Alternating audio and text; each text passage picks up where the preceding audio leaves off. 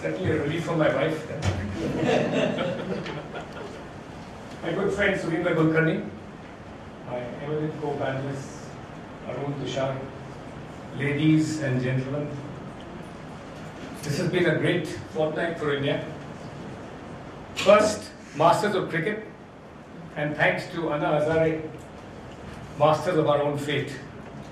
I think we all have great reason to be proud of being Indians at last. Even now, last time's election losers like Meera and me have smiles on our faces and our new spring in our step.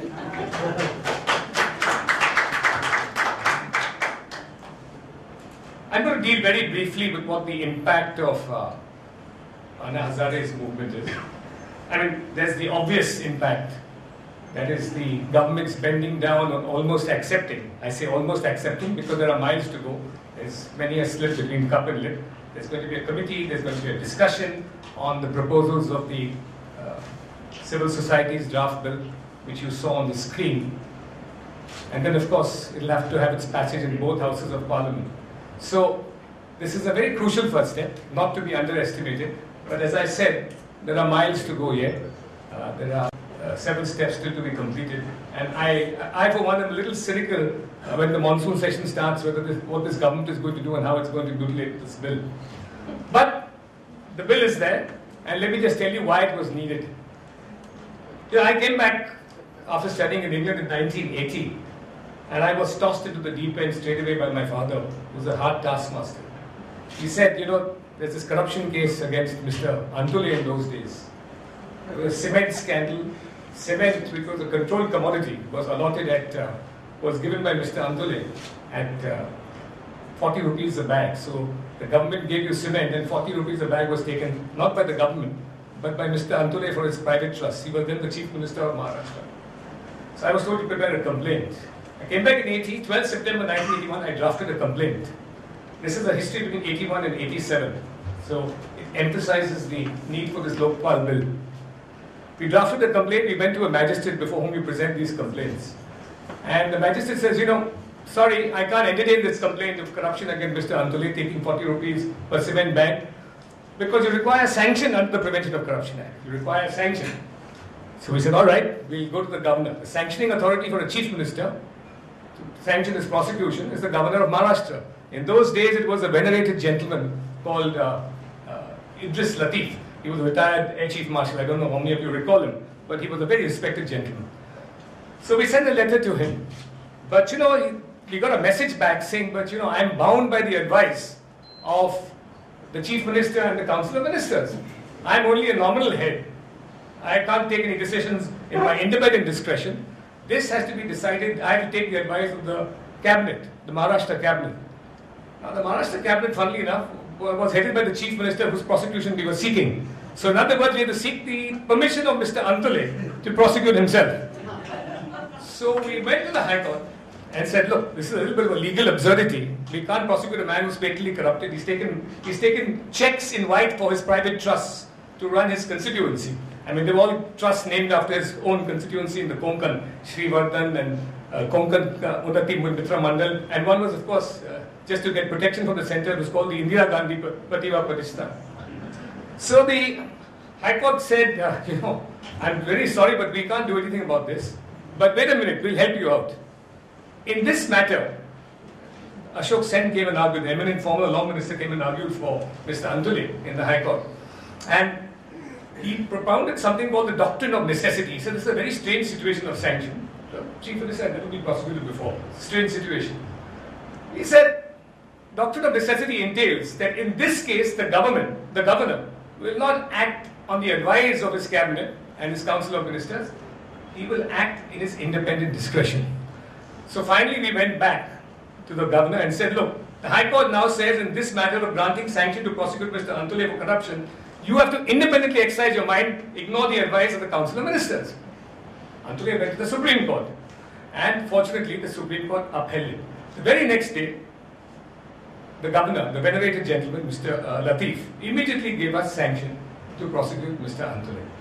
But that's not the end of the story. Antule then made two applications. He said, Chief Minister, you've got sanction from the governor to prosecute me. But I also had another capacity. I was an MLA. You also have to, even an MLA is a public servant. So if you require sanction for prosecuting all public servants, you've got the governor or the chief minister, but you need sanction of my sanctioning authority in my capacity as a member of the Legislative Assembly. And a court in Bombay, a sessions court, a special judge which handles corruption cases, actually said, yes, you have to get. So we said, but who is the sanctioning authority for an MLA? They said the whole Legislative Assembly. You have to get the. Alright, so then we went to the High Court. The High Court said this is another absurdity of a proposition. And they said, no, an MLA is fortunately not a public servant. You don't require sanction to prosecute an MLA. Until raised yet another objection. He said, but under the Prevention of Corruption Act, you can't have a private complaint. It has to be investigated by a police officer. Who are you chaps? We had a client called Ramdas Naik, who was a municipal corporator belonging to BJP, who was the complainant. He said, no, you can't do this. Sorry, it has to be investigated. I want a police officer to investigate this case. You chaps can't file a private complaint. Again, we went to the High Court. And the High Court said, no, a private complaint is maintainable. The matter finally landed up in the Supreme Court. This was 1984. I started in 1981. The Supreme Court said that an MLA is not a public servant. And it also said that you do not require a police officer to investigate a case before filing a criminal case against the Chief Minister. A private complainant can go to court and do it. Now we thought that was the end of the problem, trial can start. Supreme Court actually said in 1984 that listen, it's in the interest of the Chief Minister of a state, a premier state like Maharashtra, to have speedy justice. There are serious allegations hanging over him, there's a cloud over his head. So I'm going to expedite the trial. We're going to take this case away from the lower courts and have a special trial by the High Court. So the trial will be conducted by the High Court. I was, ecstatic because it would mean I would actually conduct a criminal case and cross-examine witnesses in the High Court for the first time. There will be a trial in the High Court of the Chief Minister. So it started, and for 3 years we examined 150 witnesses and brought 1,500 documents on record. We had examined every builder, you name it, the big names in the real estate. Mr. Chandru Raheja, Mr. Rajan Raheja, Mr. Niranjan Hirandani, they were all put this in the witness box and said, did you pay 40 rupees per bag to get the cement allotted by the government? And they all said yes. They all said yes. And at the end of it, we had got charges framed against Antole for corruption. In 79, there were 79 charges of corruption framed against him. The matter was ripe for a trial. What happens? In 1987, Mr. Antole goes to the Supreme Court and says that, listen, the order which you passed in 1984, 3 years have elapsed, maybe. But there's a fundamental right of mine that's been violated. So what's this fundamental right? Every other litigant in this country, you violated my right of every other accused person. He has a right to be tried by the lowest court, and then an appeal to the High Court, and then an appeal to the Supreme Court. In my case, you've transferred me to the High Court, eliminated one layer of a court, so that I directly have to go to the Supreme Court now for an appeal. I have no other appeal. So instead of preferring a trial by a High Court, he went to the Supreme Court and said, you've cut off one layer. And innocent man would have said, get this over fast. But Mr. Antole went to the Supreme Court and we laughed. We thought it's impossible if anybody's going to set his side. But 2 judges of the Supreme Court referred this case to 7 judges. After 3 years, from 84 to 87, examining and cross-examining 150 witnesses, bringing 1,500 documents on record. Finally, the Supreme Court said that initial order by 5 earlier judges of the Supreme Court that said that this man should be tried first directly by the High Court was an illegal order, the deprivation of his fundamental rights. So by 1988, the entire trial was over and we had to start from scratch again. By that time, of course, my complainant had died. Mr. Ramdas Naik was shot in an episode. I had no client to continue with the case. And of course, a bigger scandal came on, so everybody forgot about the cement scandal. Bofors came up in 1987, and that was the end of the Antole trial. This emphasizes the need for a Lokpal bill. And one of the great features of this Lokpal bill is twofold. There are two great features. One is that there's a statutory mandate now that a preliminary inquiry must be completed within 6 months by the Lokpal. By the way, the Lokpal will consist of 10 people, and these 10 people are all supposed to be eminent people from any walks of life, but to be selected from a very eminent panel consisting of 2 of the senior-most judges of the Supreme Court, 2 of the senior-most judges of the High Court, Indians of origin who have got Nobel Prizes and people of Indian origin who got the Magsaysay Award. So it's going to be a very high-powered panel that will select these 10 people and have them nominated on the Lokpal. But the point is, 1 month preliminary inquiry, thereafter 6 months of investigation, and 1 year the trial is to be over. And nothing can stop that. There's Section 19, which says of the Prevention of Corruption Act, which necessitates sanction, is abolished. Section 197 of the Criminal Procedure Code, which also asks for sanction, is abolished. So finally, you have a law which ensures expeditious speedy trial, which within a period of 2 years, from the point of preliminary inquiry to conclusion of trial, should see the end of the matter. And that's the great thing about this Lokpal bill. It's no mean achievement. If this can be implemented in the form, you've got some of the other features, but if it can be implemented in the form that has been laid out on screen with all those provisions, then the repercussions are far-reaching, and we should truly be happy and proud about the passage of this bill in Parliament if it is passed. That's achievement number 1 and that's the direct impact, as I said, of what the venerated Mr. Anna Hazare has achieved yesterday, got the government to buckle down to his demands. But, ladies and gentlemen, you may have a law, and we have a plethora of laws in this country. Amidst all the euphoria, just stop and ponder that yes, we have a law with teeth in place, with eminent judges and a great panel and investigating powers, because now the Lokpal also has a CBI under this statute. The CBI now becomes a wing of the Lokpal, so far as its corruption detecting functions are concerned. The CVC also is merged with the Lokpal. The Chief Vigilance Commissioner ceases to exist, that act is gone, and he becomes part of Lokpal. But do you have an accused? Who are you going to prosecute? And what crimes?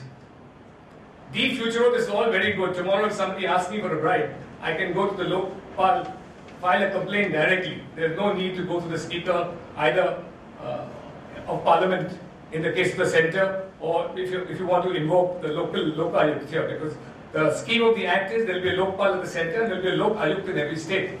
So I don't have to go to any other authority. I go directly and file my complaint before these authorities.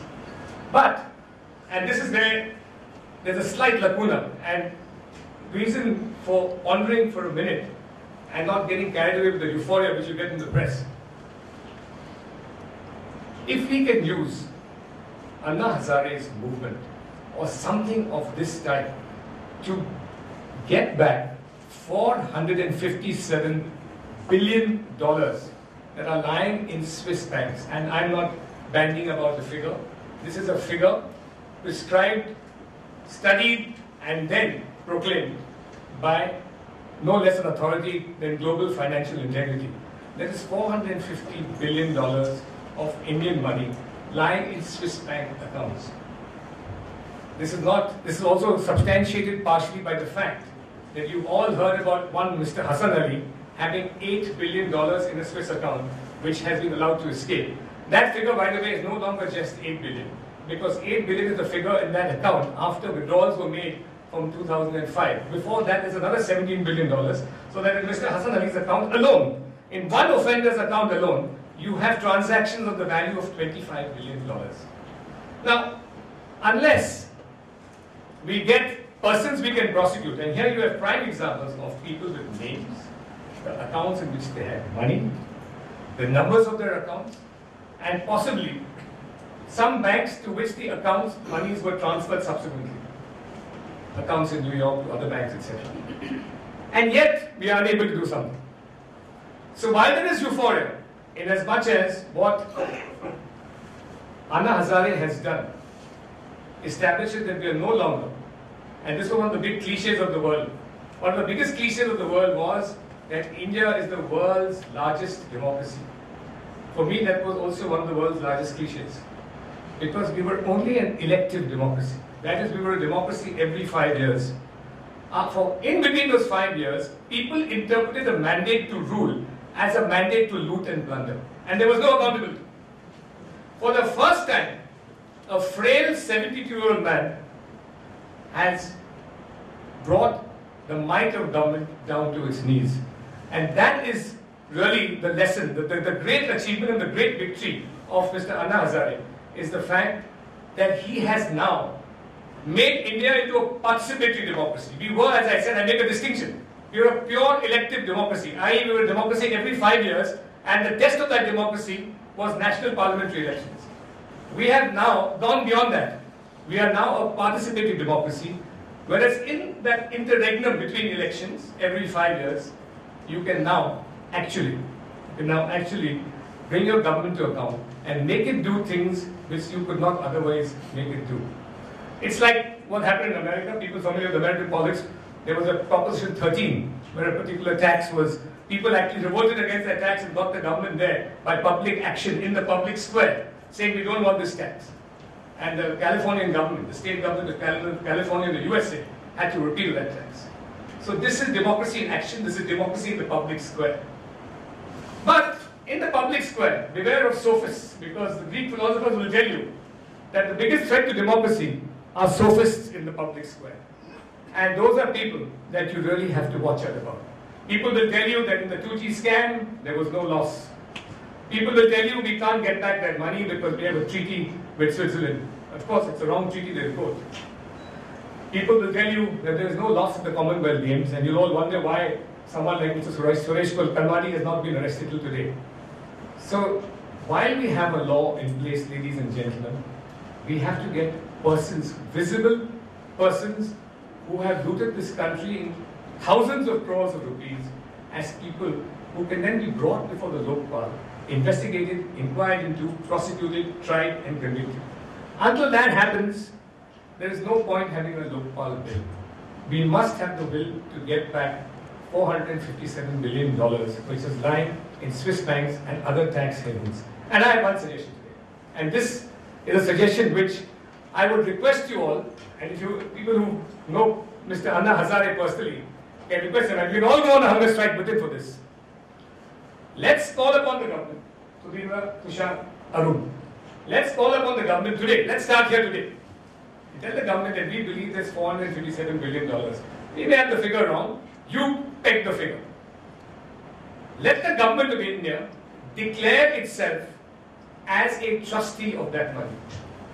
Let the government of India therefore pass a law saying that whatever wealth, illegal or otherwise, is held abroad, we will constitute ourselves as trustees, as the owners of that property.